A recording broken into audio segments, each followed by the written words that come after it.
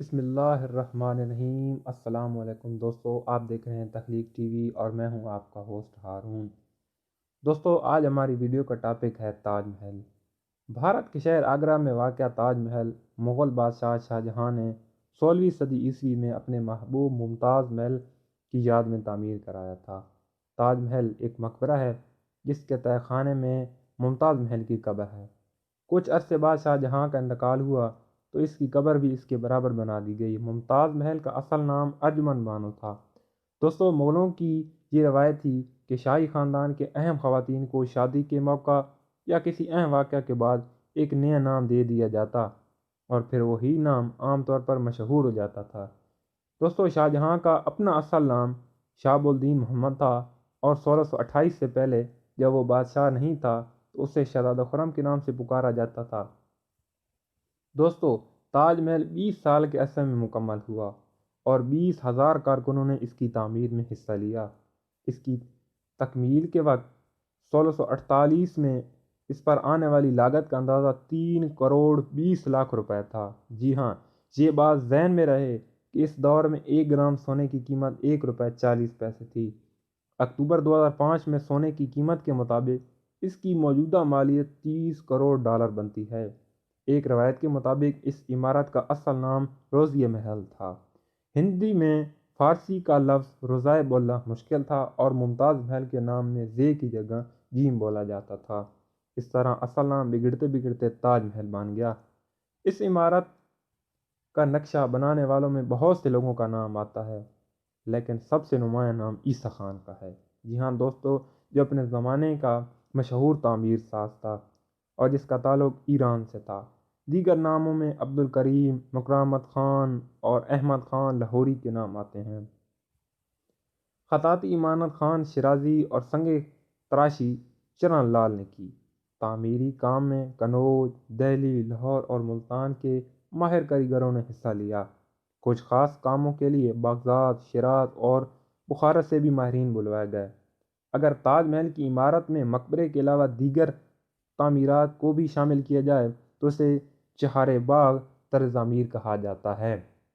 دوستو، مغل اپنے تمام اہم مقبرے اس طرز پر بناتے تھے کیونکہ وہ سمجھتے تھے جنت میں باغات کی یہی ترتیب ہوگی۔ اس کا کل رقبہ 300 بائی 300 میٹر ہے۔ باغات میں راہداریاں زمین سے تھوڑے بلند بنائے گئے ہیں اور یہ 4 باغوں کو 4 مزید حصوں میں بانٹ دیتے ہیں۔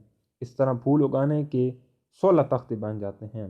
مقبرے کی عمارت اور داخلی راستے کے درمیانی باغ کے نصف میں بنے تالاب میں تاج محل کا مکمل عکس نظر آتا ہے۔ اس کے علاوہ جو باغات ہیں ان میں درخت اور فوارے لگائے گئے ہیں۔ تاج محل ایک بلند چوکور چبوترے پر بنایا گیا ہے جس کی لمبائی اور چوڑائی 186 فٹ ہے۔ دوستو، تاکہ دریا جمنا میں طغیانی کی صورت میں پانی سے محفوظ رہے، چبوترے کے 4 کونوں کو اس طرح موڑا گیا ہے کہ غیر مساوی 8 پہلو بن جاتے ہیں۔ مزار کے طرف میں لال پتھر سے بنی 2 عمارتیں ہیں جن میں سے ایک مسجد ہے اور دوسری مہمان خانہ، جسے اب بطور عجائب گھر استعمال کیا جاتا ہے۔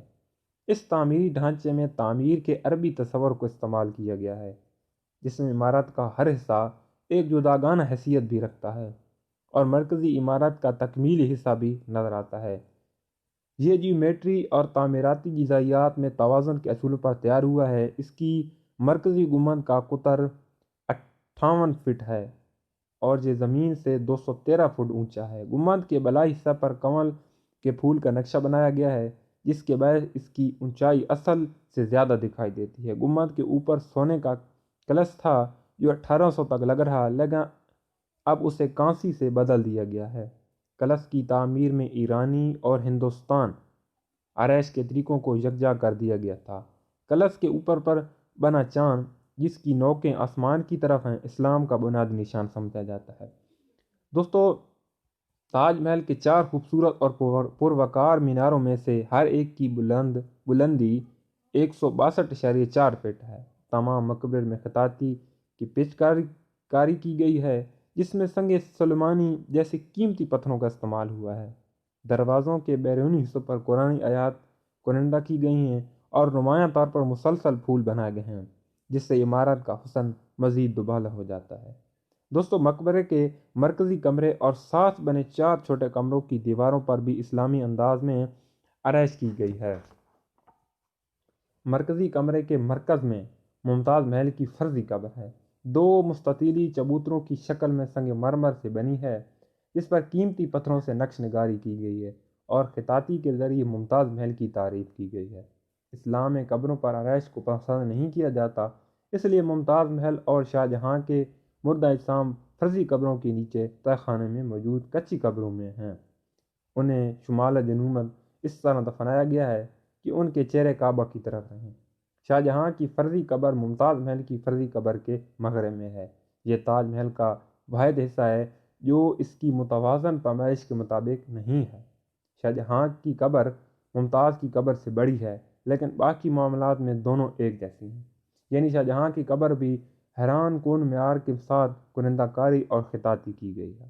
تاج محل دیکھ کر ایک برطانوی کرنل کی بیوی نے کہا تھا، میں یہ تو نہیں بتا سکتی کہ میں اسے دیکھ کر کیا محسوس کرتی ہوں، ہاں اتنا جانتی ہوں کہ اگر ایسی عمارت میرے لیے بن سکے تو میں بھی مرنے کو تیار ہوں۔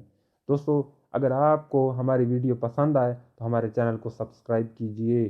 Thanks for watching.